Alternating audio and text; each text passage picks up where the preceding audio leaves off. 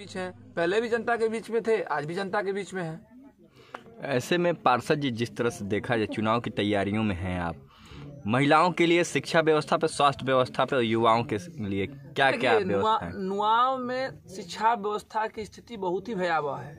यहाँ कोई जितने यहाँ देखिए टोटल युवा खड़े हुए हैं, अगल बगल देखिएगा तो सारे युवा हैं।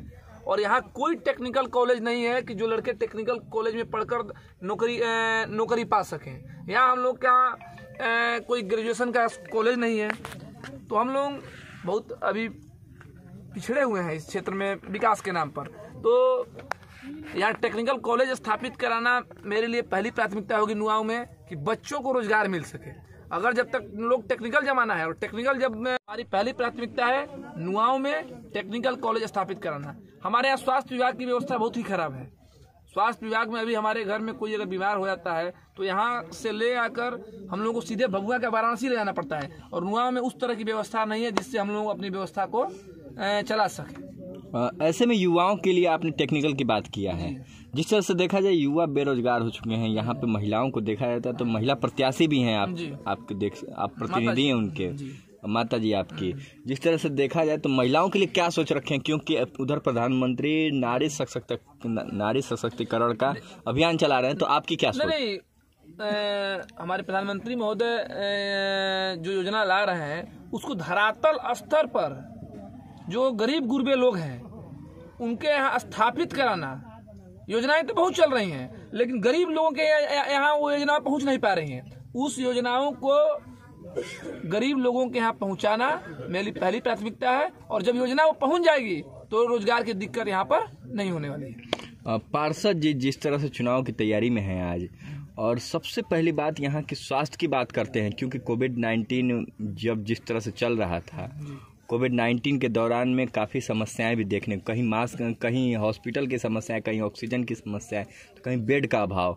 तो क्या लगता है जिस तरह से पार्षद आप अपने पार्षदी क्षेत्रों में जैसे ही पार्षद अगर चुने जाते हैं, सबसे पहले प्राथमिकता क्या स्वास्थ्य को लेकर? नहीं, देखिए यहाँ कोई भी आईसीयू की व्यवस्था नहीं है। नुआव अगर गारा चले जाइए स्वास्थ्य केंद्र पर, उप स्वास्थ्य केंद्र पर, तो यहाँ कोई आईसीयू, वेंटिलेटर, इस तरह की कोई व्यवस्था नहीं। अगर हमको जनता चुनती है तो मेरी पहली प्राथमिकता होगी कि सिविल सर्जन महोदय से बात कर कर, चाहे अन्य पदाधिकारियों से बात कर कर, या उस तरह की व्यवस्था को स्थापित कराना। ऐसे में पार्षद जी, जिस तरह से आप चुनाव की तैयारी में आज हैं आप, और आपके बीच युवा हैं, युवा एक हौसला अफजाई करने का भी काम करते हैं, युवाओं के लिए और क्या सोच रखे हैं आप? देखिए हमारे यहाँ के युवा, मैं कैमूर जिले के युवाओं की बात करता हूँ। कैमूर जिले के युवा बड़ी होनहार हैं, और पूरे बिहार में यहाँ के युवाओं का अलग एक छाप है। तो मैं आपको विश्वास दिलाना चाहता हूँ कि हमारे यहाँ कोई उस तरह का व्यवस्था नहीं है जो कोई फील्ड मैदान, उस लेवल का स्पोर्ट्स, उस तरह की चीज़ों को हम उपलब्ध कराएंगे जिससे लोग बाहर जा सकें। पार्षद जी, जिस तरह से लोगों के बीच आप हैं आज प्रत्याशी बन के, और लोगों के बीच में मिलना जुलना हो रहा है, जनता को क्या संदेश देंगे और किस तरह से महिलाओं को संदेश देंगे, और उन युवाओं को क्या संदेश देंगे अपने तरफ से आप? मैं संदेश यही देना चाहता हूं कि 3 तारीख को अंगूर छाप पे 9 नंबर पर बटन दबाइए और पूनम देवी को विजयी बनाइए और अश्वनी चौबे के हाथों को मजबूत करिए। आने वाला दिन आपका होगा।